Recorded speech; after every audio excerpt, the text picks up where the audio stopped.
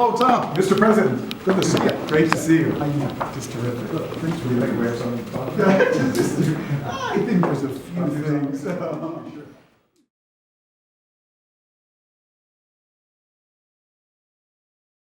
Mr. President, thank you for sitting down with us. Great to be with you.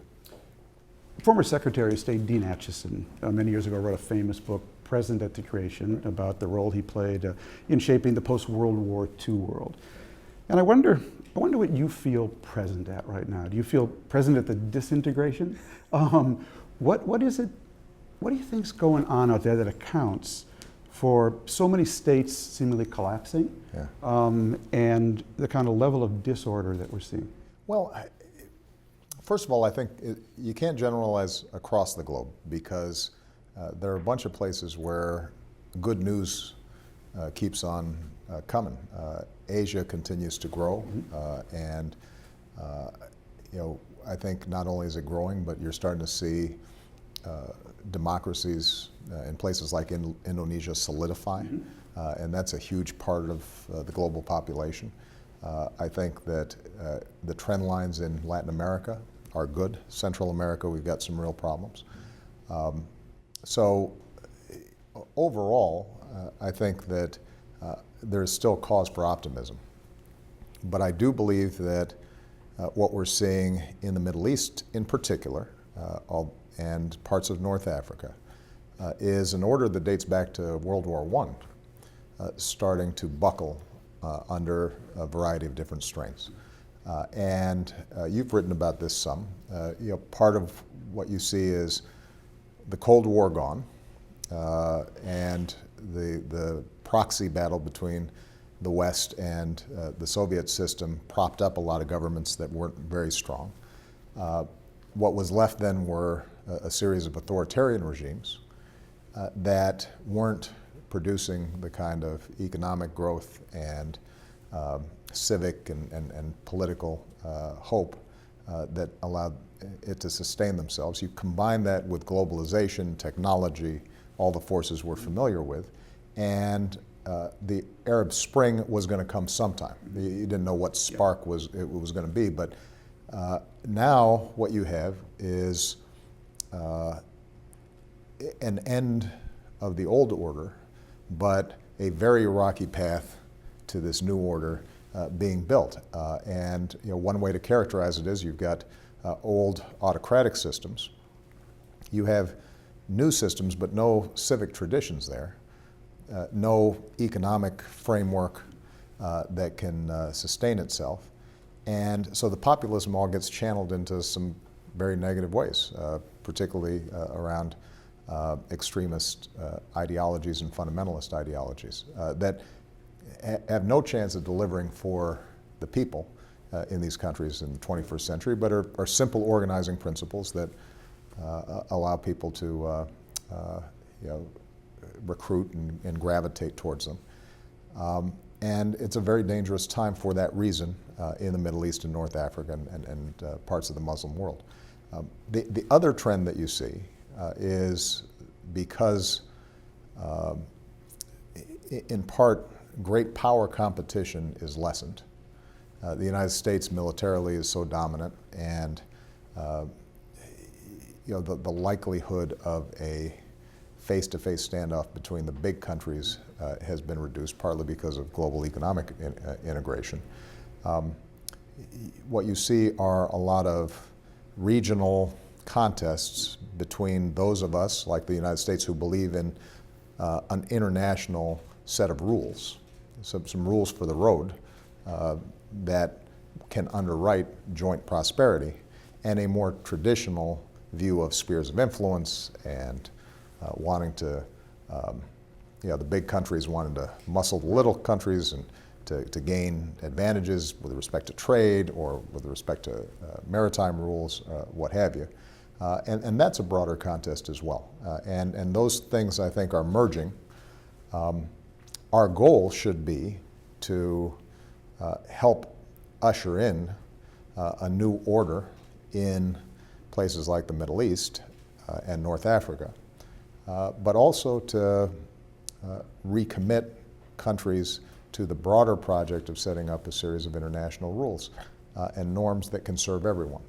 But that is a big, long-term, challenging project, and when you compound it with the pressures of things like climate change, it's not surprising that right now, at least, what you're seeing is a lot of chaos in various places. How do you react when you hear in our debate, well, had only President Obama armed the Syrian rebels, had only we kept 10,000 people behind in Iraq, this disorder never would have emerged? Yeah, well, part of it is just to look at the facts. With respect to Iraq, my predecessor, regardless of what you thought about the original decision to invade, I think through the heroic efforts of our military was able to pass on to the Iraqis a democratic system and a sovereign state. That democratic system and sovereign state, for reasons of politics that would be familiar to any politician here in the United States, decided it wasn't good politics to sign an agreement that would allow the United States troops to stay there. In the middle of the Arab Spring. In the middle of the Arab Spring. And the notion that somehow we could force them to do that ran contrary to the very objective that the Bush administration had laid out, which was Iraqis are going to make their own decisions. They squandered an opportunity, and I've been, I think, pretty clear about the fact that had the Shia majority seized the opportunity to reach out to the Sunnis and the Kurds in a more effective way past legislation like de-Baathification, that would have made a difference. I don't think that's can be disputed. The flip side of it is, if they had done exactly what they did, and we had had 10,000 troops there, that would not have prevented the kinds of problems that we've seen anyway. The difference would be we'd have 10,000 troops in the middle of this chaos as opposed to having a much more limited number. With respect to Syria, it's always been a fantasy, this idea that we could provide some light arms or even more sophisticated arms to what was essentially an opposition made up of former doctors, farmers, pharmacists, and so forth, and that they were going to be able to battle not only a well-armed state, but also a well-armed state backed by Russia, backed by Iran, a battle-hardened Hezbollah. That was never in the cards. And so I think that... Are you finding that now because you're trying to arm people, find people? What are we finding? There's not as much capacity as you would hope. Yeah. The truth is that one advantage that countries like Iran have in this region is they've been playing the proxy game for a long time, and they've made heavy investments. Mm-hmm. They're not constrained by Congress. They're not constrained by basic norms or international law or budgets. And so, if you have a 30-year ramp to build up a fighting force like Hezbollah, that can be somewhat effective. But what I think the broader point we need to stay focused on is what we have is a disaffected Sunni minority in the case of Iraq, majority in the case of Syria, stretching from essentially Baghdad to Damascus, or in that region in between. And unless we can give them a formula that speaks to the aspirations of that population, we are inevitably going to have problems. And Assad hasn't learned that lesson. Unfortunately, there was a period of time where the Shia majority in Iraq, I think, didn't fully understand that. They're starting to understand it now. Unfortunately, we now have ISIL, which has, I think, very little appeal to ordinary Sunnis. On the other hand, they're filling a vacuum, and the question for us has to be not simply how we counteract them militarily, but how are we going to speak to a Sunni majority in that area, a Sunni majority or a Sunni population in that area, a Sunni population elsewhere in the Middle East and North Africa that right now is detached from the global economy, feels no stake in it, doesn't see any prospects for themselves, that's a dangerous situation, and it's going to require a whole of government effort, not just our military, but our diplomacy, our economic and social and cultural and civic power, and we've got to stitch together coalitions.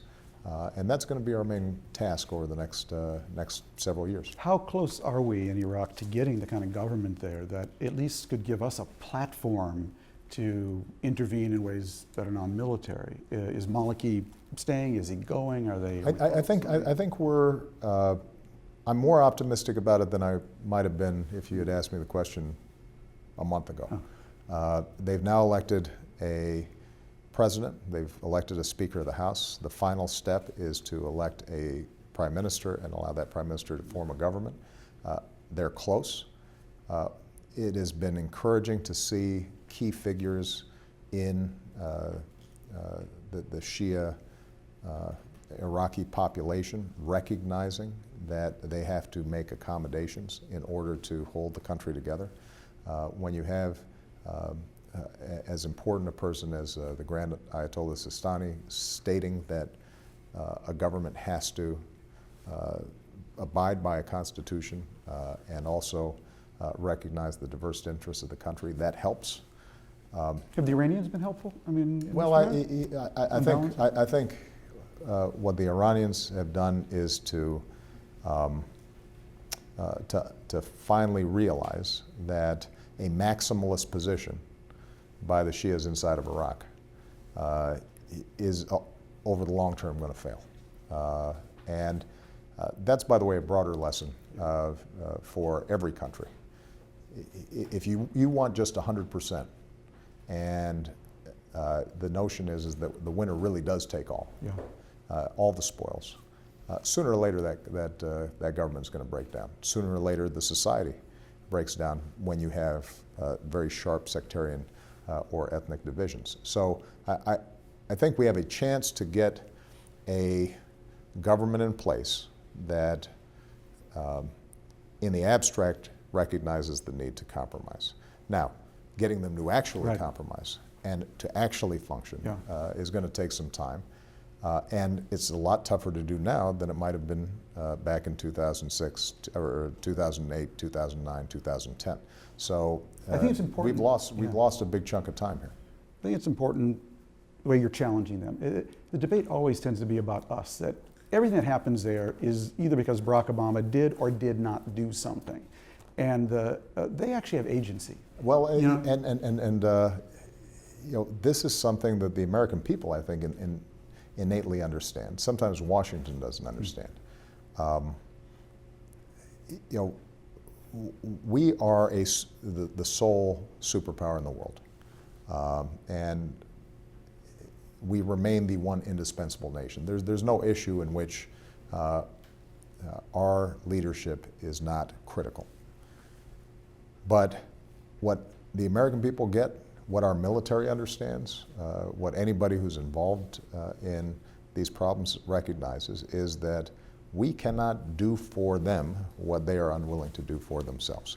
We can do it temporarily. Mm-hmm. That's essentially what the U.S. military did after 2006, 2007 in Iraq. Our military is so capable that if we put everything we have into it, we can keep a lid on a problem for a time. But for a society to function long term, the people themselves have to make decisions about how they're going to live together, how they're going to accommodate each other's interests, how they're going to compromise. When it comes to things like corruption, the people and their leaders have to hold themselves accountable for changing those cultures. When it comes to making investments in education and the next generation, they've got to decide this is more important than a Swiss bank account or more important than some big status building that they want to build. Those are all decisions that folks have to make. What we can do is to present to them a vision that would allow them to succeed. We can help them and partner with them every step of the way, but we can't do it for them. Yeah, there's a tendency there to say, I'm strong, why should I compromise? Yeah. I'm weak, how can I compromise? And it tends to oscillate. You never kind of get that middle ground. That's exactly right. On Iraq, two questions. One is, what triggered yesterday? What happened in your own mind yesterday that said, I've got to act in a different way, involve the military, number one. And number two, one thing that struck me in your speech last night was that you framed the argument for intervening in purely humanitarian grounds.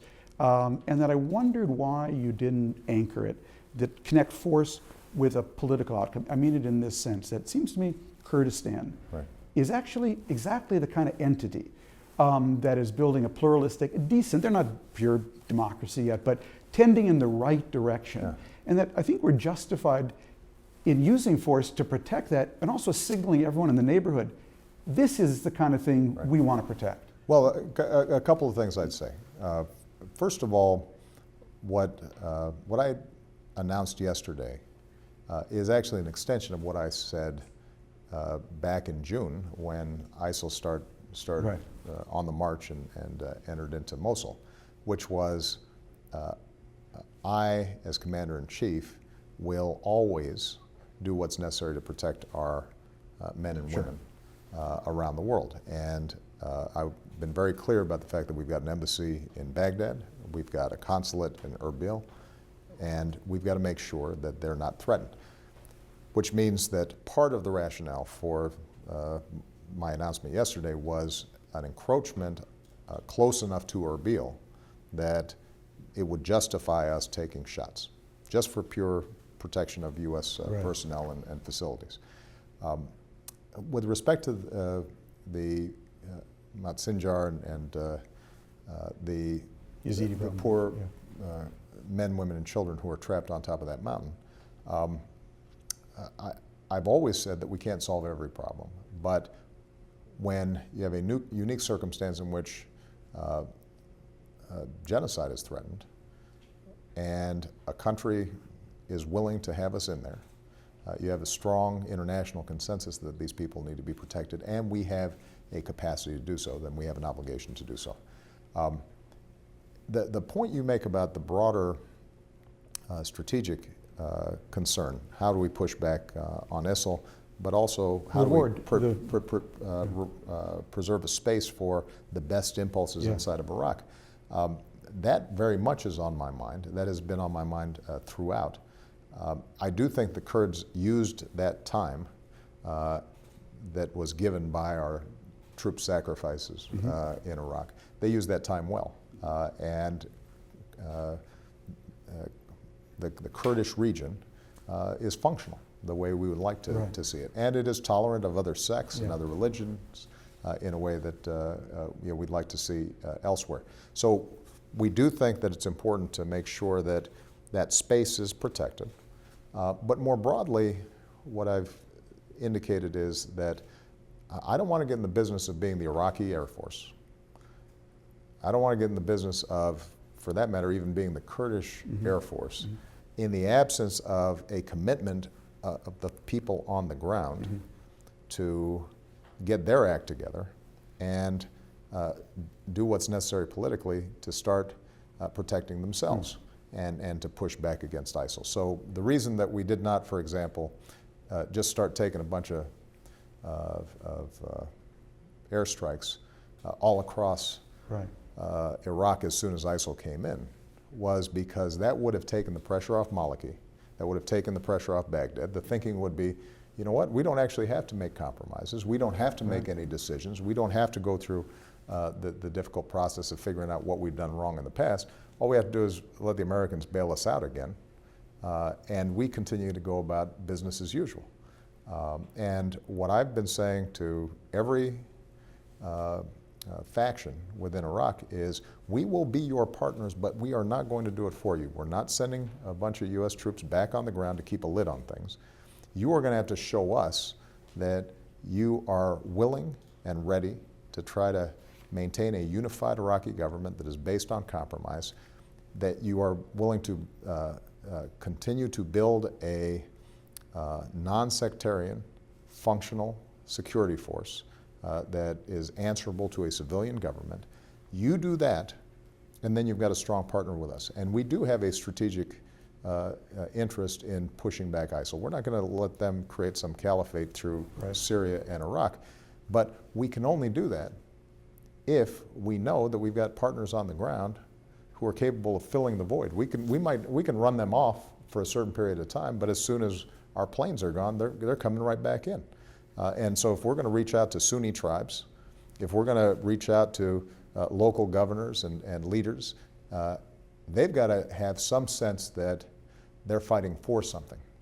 And as horrible as ISIL is, we should be able to provide them some inducement to peel them away, but not if we continue to see the same kinds of dysfunction in Baghdad that we've been seeing for too many years. Mr. President, are you worried about Israel today? Do you worry about Israel's long-term survivability? I've been there for the last months, last week, but watching the war. What does it feel like to you? Well,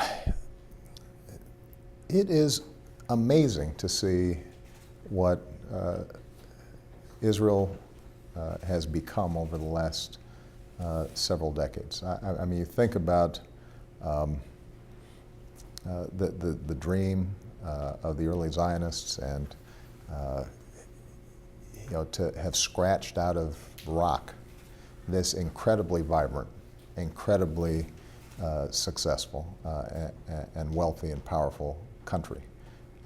It is a testament to the ingenuity and the energy and vision of the Jewish people. And because Israel is so capable militarily, I don't worry about Israel's survival. Mm-hmm. Others can cause Israel pain. Yeah. It's a really bad neighborhood, and they can inflict casualties and destruction in parts of Israel, but Israel's going to survive. That's not the issue. I think the question really is how does Israel survive? And how can you create a state of Israel that maintains its democratic and civic traditions? How can you preserve a Jewish state that is also reflective of the best values of those who founded Israel? And in order to do that, it has consistently been my belief that you have to find a way to live side by side in peace with Palestinians. You have to recognize their interests. You have to recognize that they have legitimate claims, and this is their land and neighborhood as well. And so, this is why we have worked so hard against the advice of realists who've said you're wasting your time, to try to move the Palestinian Authority and the Israeli government closer and closer together to an agreement on two-state solution. And I will tell you that at this point the problems are not technical. I mean, they're difficult challenges. How does Israel make sure that it is secure from the Jordan Valley on in? Anybody who's been to Jerusalem understands that how proximate the West Bank is to Jewish population centers, and in today's world with the kind of weaponry that's available, it's understandable that Israel needs to have a lot of confidence in the security system if we had an independent West Bank. But I sent one of our top generals, General Allen, who had been the commander of coalition forces in Afghanistan, and he spent a lot of time working with Israelis and asking them about their security needs in their own terms, not telling them what they needed, but saying, okay, what is it that you need, and let's find some solutions, and solutions are obtainable. The challenge now is political. It's a question of will. Prime Minister Netanyahu has said that he believes in a two-state solution. and Bibi has said that he wants to help bring that about. When it comes to nitty-gritty, though, the politics in Israel has shifted pretty heavily towards the right. The settler movement coming out of Israel, I think, has made it much more difficult to shape a serious compromise. On the Palestinian side, I think Abu Mazen is genuine in his belief in a two-state solution and peace. He has recognized Israel. If you look at the performance of security forces in the Palestinian Authority and their cooperation with IDF, they have performed pretty admirably. But he has also been unwilling to seize the moment all too often. And so there's this constant nickel and diming that goes back and forth between what should be allies, because the enemy of Israel is not the Palestinian Authority. The enemy is those like Hamas who have a nihilistic view. Conversely, the enemy of Abu Mazen is not Israel. It's those same nihilists who want to undermine any kind of moderate, reasonable, modern vision of what a Palestinian state might look like.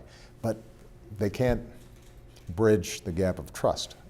And obviously the situation in Gaza has made it worse, not better.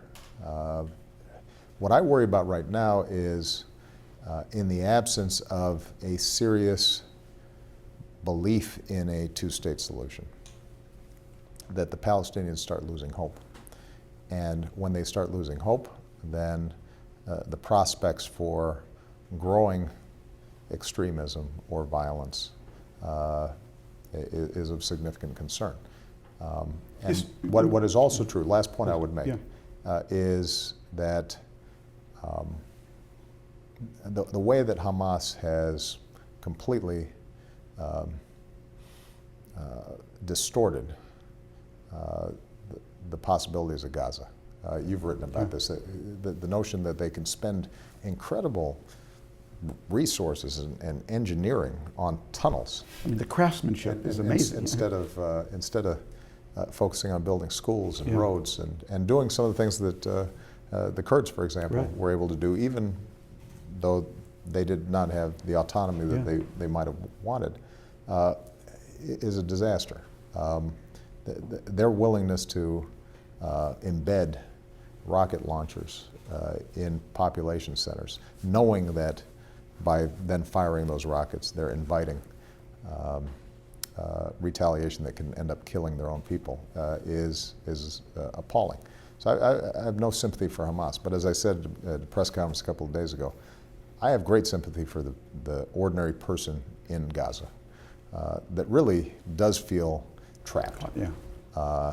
Not just caught in the crossfire, but even when it's quiet, basically doesn't have the capacity to fulfill their ambitions because they are penned in and restricted. So is it time maybe for you to basically bring them both here and say, you know, historically, Israelis and Palestinians have kind of needed the American president to play the heavy, to be able to go to their cabinet and say, I would never do this. But that Obama, that guy, that son of a, he made, I would never do this, but he made me. Is it time for you to play the heavy? Well, you know, we have been doing that behind the scenes. I've had some pretty tense conversations with both sides throughout this process. But going back to something earlier that we talked about, you can lead folks to water. They've got to drink. And so far, at least, they haven't been willing to, in part because the politics in their societies are working in opposite directions. Prime Minister Netanyahu's poll numbers are a lot higher than mine. And you know, were greatly boosted by the war in Gaza. And so if he doesn't feel some internal pressure, then it's hard to see him being willing to make some very difficult compromises, including taking on the settler movement. That's a tough thing to do. With respect to Abbas, it's a slightly different problem. In some ways, Bibi's too strong. In some ways, Abbas is too weak to bring them together and make the kinds of bold decisions that a Sadat or a Begin or a Rabin were willing to make. I mean, it goes back to what you said. If you look at the Middle East, I mean, all the successful political arrangements always were no victor, no vanquish. That's exactly right. Ultimately. Yeah, and right now, you don't see that dynamic. So Yeah. we're going to continue to push. But I think that it's going to require leadership among both the Palestinians and the Israelis to look beyond tomorrow or next year or even 5 years from now and look at 20 years from now. And that's the hardest thing for politicians to do, is to take the long view on things. Speaking of someone whose poll numbers are, in my view, tragically up, Vladimir Putin. Right. Two questions, Mr. President. Did something snap with him? And I don't say that glibly. I oppose NATO expansion. I oppose NATO expansion because I believe that there was no problem in the world we could solve without Right. Russia. And we've seen that on Iran. We've seen it on Syria. And I know part of this is payback for that. But I mean, we made a terrible trade. We traded Russia for the Czech Navy. You know, it was a really, I think, it was before your time, but it was a bad trade. Nevertheless, we are where we are.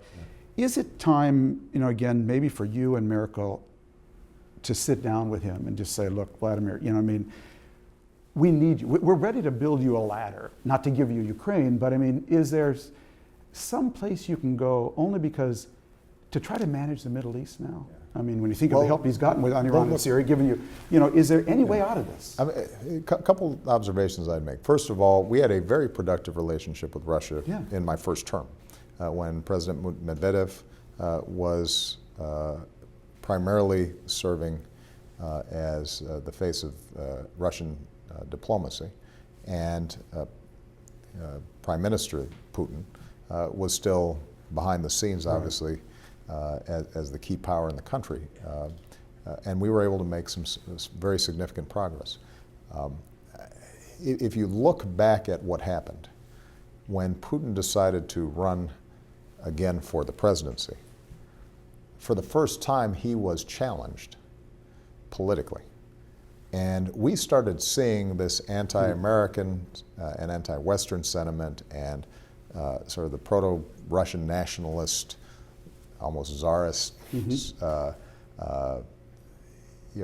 attitude as early as his campaign, because you'll recall there were protests in the streets where and thousands of people were gathering, and it seemed as if, I think from his perspective, he was losing control. And it proved successful for him politically. And so he kept playing that game. I think he does have genuine concerns about not just NATO expansion, but also missile defense, our unilateral pullout of the ABM treaty, our decision to first go into Iraq. I think he views our decision internationally to work with a coalition to go into Libya, all as examples of the U.S. throwing its weight around in ways that are contrary to Russian interests. And some of those, I think he can make a rational argument, although I disagree with him. But I actually think that the situation in Ukraine caught him by surprise. This wasn't some grand strategy. What happened was that his crony, Yanukovych, was so corrupt and had made promises to sign a European agreement, then had to go back on it. Yeah. Suddenly you've got these protests in Ukraine, people saying, look at Poland, we were at the same place as they were 20 years ago, and now suddenly they've shot up into a genuinely prosperous European country, and we're still stuck with this kleptocracy. And I actually spoke to Putin and tried to broker an agreement that would quell the violence, allow Yanukovych to play out his term, but would devolve power to the Rada. And Yanukovych took off, because what he realized was, well, if suddenly the parliament has more power, they may start looking into the stuff that I've been doing. And Putin, I think, caught flat-footed on that, improvised himself into Crimea, and now what you've seen is a smaller and smaller circle around him. fierce Russian nationalists suddenly having his ear, the escalation of Russian state media cranking up this Yeah. jingoism. And I'm not sure that this was all planned, but he now finds himself in a place where his poll numbers are very high. He's stirred Russians into a frenzy. The majority of them actually believe that the Ukrainians, for example, shot down the Malaysian Airlines plane. And so finding an off-ramp for him becomes more challenging. Having said that, I think it is still possible for us, because of the effective organization that we've done with the Europeans around Ukraine, and the genuine bite that the sanctions have had on the Russian economy, for us to arrive at a fair accommodation in which Ukrainian sovereignty and independence is still recognized. But there is also recognition that Ukraine does have historic ties to Russia. The majority of their trade goes to Russia. Huge portions of the population are Russian speaking. And so they're not going to be severed from Russia. And if we do that, A deal is possible. a deal should be possible. Yeah. But one of the things that I have discovered during the course of my presidency is just because something makes sense doesn't mean it actually happens. That's true domestically and in foreign policy. And so I think we are at a dangerous time, in part because the position of the separatists has weakened. I think Putin does not want to lose face. And so the window for arriving at that compromise continues to He could narrow. invade. I mean, He could invade. And if he does, that will, I think, set us on a course, not to a new Cold War, but trying to find our way back to a cooperative, functioning relationship with Russia during the remainder of my term will be much more difficult. What's the biggest thing you've learned doing foreign policy? Ariel Sharon once said there were things I could see from here that I couldn't see from there when he Yeah. became prime minister. Yeah. What's the biggest takeaway for you? Well, there are a couple of things. I think that what we've done well, and what I push my team now to build on, is recognizing not just problems but also opportunities. The Africa Summit that we just had didn't get a lot of coverage here. It was dominated by the Ebola scare. But we had 50 countries show up, and wasn't a lot of posturing, wasn't a lot of stock speeches.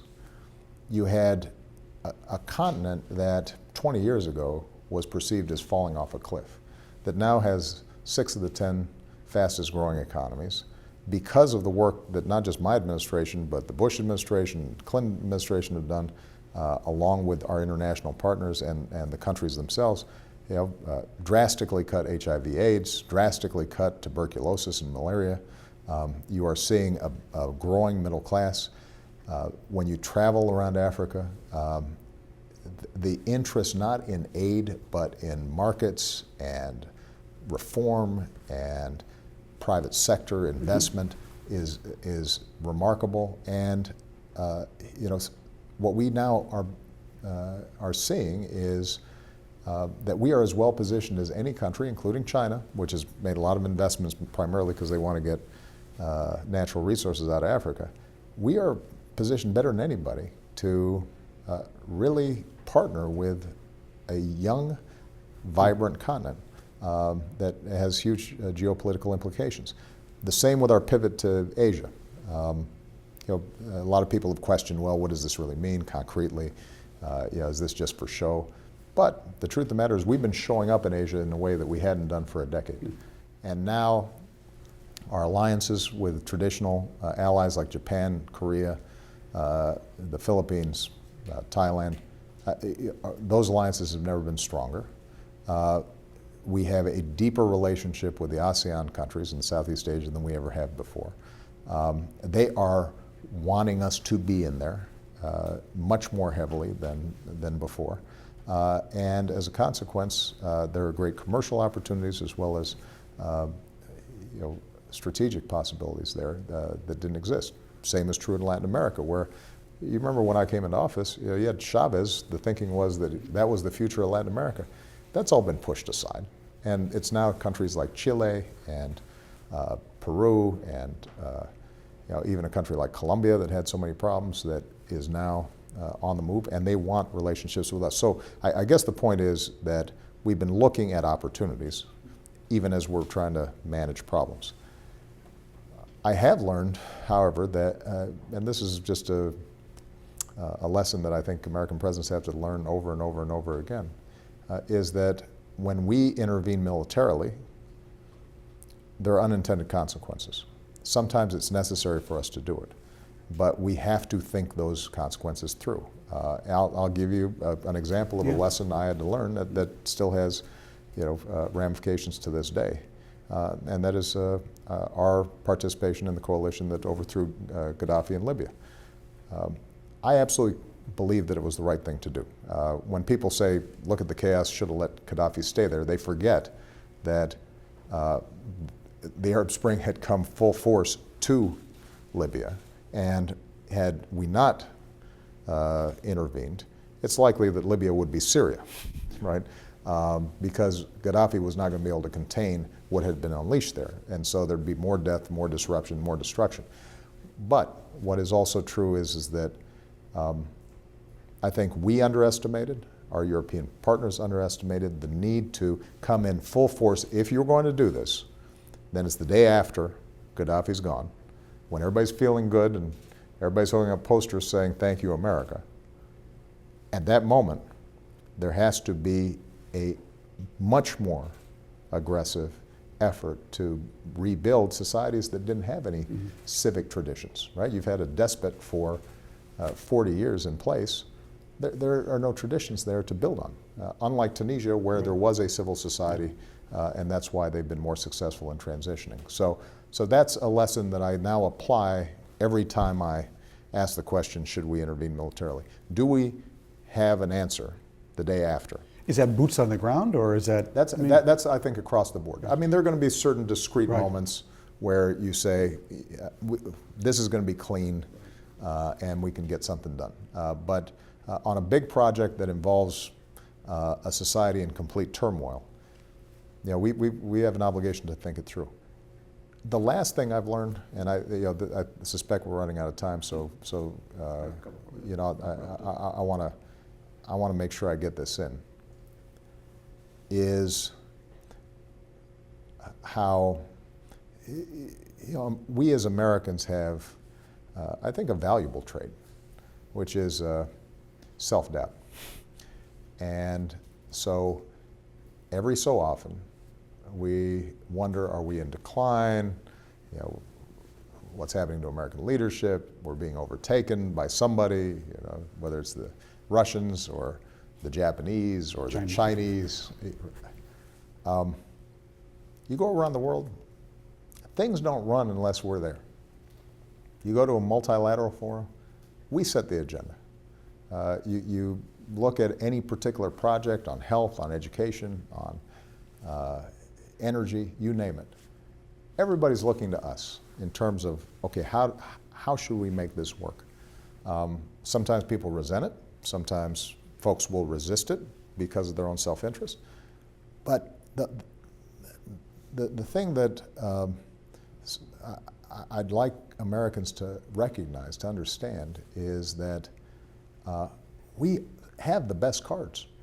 And if you look at where we were when I came into office and where we are now, not only have we seen improvement on every economic index, but there are key shifts in, for example, energy that are game changers. I mean, we're the only major power in the world that, other than Russia, but economically Russia I don't consider a major power, but we're the only ones who genuinely are about as close to energy independent as you can be for an economy of our size and wealth. What we've done on clean energy, where you're starting to, we've increased wind power by threefold, solar power tenfold, means that we have the opportunity to lead in places that every country envies. Our ability to train people at our universities and our community colleges is still unparalleled. Our immigration system, if it would get fixed, remains an envy of the world because we still attract the best and the brightest. I mean, when people tell me that we have to worry about Russia, I try to remind them long term, nobody's trying to immigrate to Moscow. Nobody thinks that's the place of opportunity where, if I've got a good idea, I'm going to be able to make something happen. They want to go to Silicon Valley. They want to go to one of our leading universities to do their research and to get things going. And so the biggest impediment to American leadership is not external. We are the strongest military. We have the most dynamic economy. What is going to be the measure of success in the 21st century is all our stuff. It's all knowledge. It's all innovation. It's all openness. It's all ability to blend cultures. This is all our thing. It's empowering individuals. The thing that's going to hold us back is going to be us. And if we make good decisions, then we will continue to be not only the dominant power, but a benevolent force around the world. Are we making good decisions, though? Because I feel when I look at Washington from abroad, Yeah. I look, it feels like we kick around this country like it's a football. And it's not a football, it's actually a Fabergé egg. I mean, we can drop it, we can break it. I mean, enough dysfunction on all these core issues that you've talked about. And that's what I worry about, because I feel so many times we're saying to the world, do as we say, not as we do, not like we used to. Yeah, I would distinguish between American society and American politics. I mean, the truth is that countries should continue to do as we do in looking at how our private sector operates in many ways, how our universities operate, how our communities and our nonprofits operate. We still set a pretty darn good example. You think, for all our problems, how the American people responded after 9/11. And I give somebody like President Bush enormous credit for this. There wasn't suddenly this huge surge of anti-Muslim sentiment in this country. There were problems sporadically, but overwhelmingly people had to say, you know what, those are Americans. Yeah. And our tradition is we don't make distinctions like that. So the health of American society I don't worry about too much. I worry about sometimes our eating habits and watching too much TV maybe. Overall, I think we're in a pretty good place. Our politics are dysfunctional. And something that I said earlier serves as a warning to us. And that is, societies don't work if political factions take maximalist positions. And the more diverse the country is, the less it can afford to take maximalist positions. One of the great benefits of America has been that we're not ideological. We're not utopian. We're visionary, we're optimistic, but we're also practical. No victor, no vanquished at Right. the end of the day is how we got here. And what you've seen in terms of our politics, partly because of gerrymandering, partly because of the balkanization of the media, so people just watch what reinforces their deepest biases, partly because of big money in politics, is increasingly politicians are rewarded for taking the most extreme maximalist positions. And sooner or later that catches up with you. And you end up not being able to move forward on things we need to move forward on. We need to reform our immigration system. That would be good not just for our domestic economy, but for our position in the world. You travel around Latin America, nothing would more reinforce an admiration for the United States than us doing that. You know, we need to rebuild our infrastructure. You go to the Singapore airport, and then you come back to one of our airports and you say, huh, you know, we're not acting like a superpower. It's like going from the Jetsons to the Flintstones. Exactly. You know. We need to revamp our education system, K through 12 in particular. You look at what Finland's doing with its kids, and you look at what we're doing with our kids, and you say, we're falling short. And all these things are doable. And our fiscal position actually now is such, deficit's been cut by more than half, where we're in a position to make some smart investments that have huge payoffs that historically have not been controversial, historically have garnered bipartisan support. But because of this maximalist ideological position, we've been blocked. And I have to say here, I've been speaking in generalities and trying not to be too political, but that ideological extremism and maximalist position is much more prominent right now in the Republican Party than the Democrats. Democrats have problems, but overall, if you look at the Democratic consensus, it's a pretty common sense mainstream consensus. It's not a lot of wacky ideological nonsense, and by the way, it generally is fact-based and reason-based. We're not denying science, we're not denying climate change, we're not pretending that somehow having a whole bunch of uninsured people is the American way. I mean, we're doing things that are pretty sensible, and I'm optimistic that these things go in cycles, and that the Republican Party eventually will free itself from the grip of this kind of extremist ideology. But it's necessary to happen soon.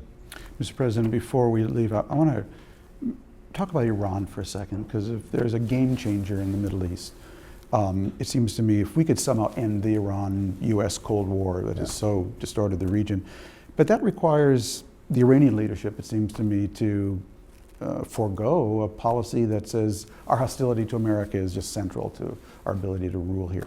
In the negotiations in Vienna, are you seeing any hope? Do you have any hope that these could actually produce the kind of accord that maybe could open other avenues of collaboration?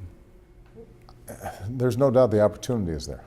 Whether we can get it done, I'd still put it at a little less than 50-50.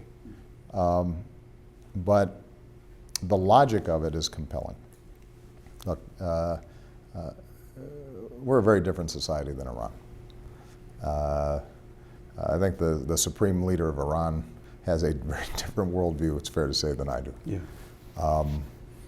The state sponsorship by Iran of terrorist organizations like Hezbollah,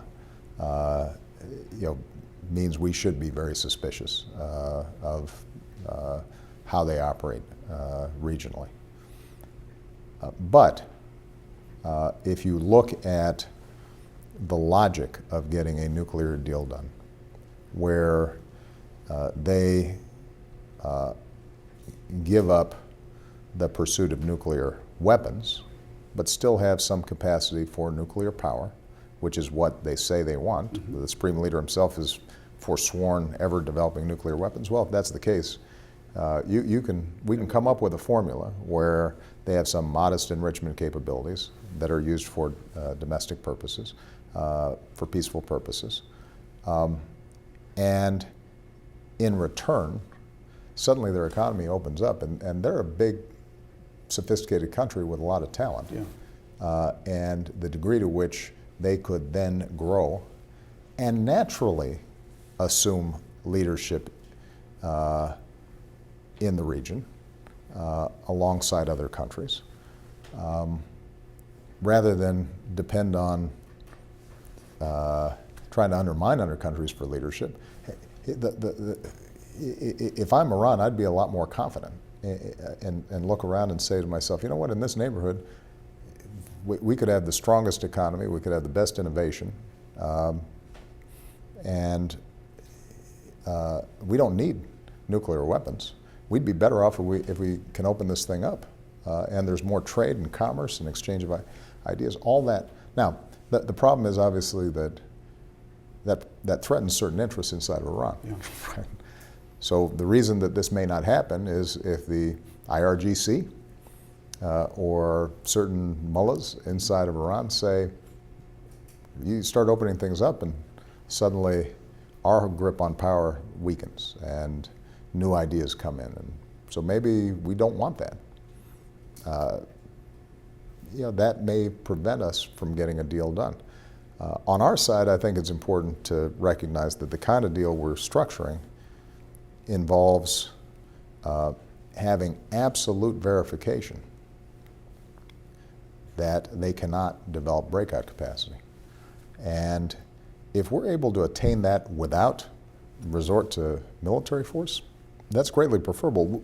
The only way you can really prevent a country from getting nuclear weapons ultimately is because they decide not to do it in today's The knowledge is there. knowledge. Yeah. The knowledge is there, and the resources of even a country as dysfunctional and poor as North Korea. Let's put it this way: if North Korea can get a nuclear weapon, there's no country that can't get it, because they can't even feed their people. But if they're determined enough, they can get it. So we can take military action that slows that effort, but our best bet is to actually get an agreement. And by the way, that's hugely in our interest, particularly in this environment, because we don't want to see a nuclear arms race in the Middle East. That's dangerous, and the proliferation dangers are obviously clear. So what we've got to do is to find a formula in which Iran not only has a modest enrichment capacity to serve peaceful domestic purposes, that we can verify doesn't provide them with breakout capacity, and that is scaled over time so that the sanctions don't all immediately drop off. But step by step, as we gain more confidence, they gain more confidence as well. It's there to be had. Whether ultimately Iran can seize that opportunity, we'll have to wait and see, but it's not for lack of trying on our part. As I listened to you last night, everyone's saying, what's President Obama going to do? What's Obama going to do? China today is the biggest energy investor in Iraq. At some point, do you say to them or want to say to them, it's time you become a stakeholder in this system and not a free rider? I do say that to them. And they are free riders. And then they've been free riders for the last 30 years, and it's worked really well for them. Yeah. And I've joked sometimes when my inbox starts stacking up. I said, can't we be a little more like China? Nobody ever seems to expect them to do anything when this stuff comes up. But it's for that same reason that I think people look to America in ways that they don't look to China. They recognize that in the annals of human history, it's been pretty rare for a superpower to, yes, act in its own self-interest, yes, occasionally make mistakes, yes, think in terms of what's in it for us, but also more often than any time in human history, a big superpower saying, what's in it for everybody? How does this help other people? How should we act in a way that is reflective of our values? And that's not how the Chinese operate. Now, that's a disadvantage for us in many ways, but it's also an advantage, and it's the reason why we're exceptional and why I'm glad I'm the President of the United States of America. Great. Thank you so much for your time, Mr. You bet. President. Really appreciate it. Enjoyed it. Really enjoyed it. Thank you so much. Thank you. Yeah. Great. All right. Really good. Thank you, guys.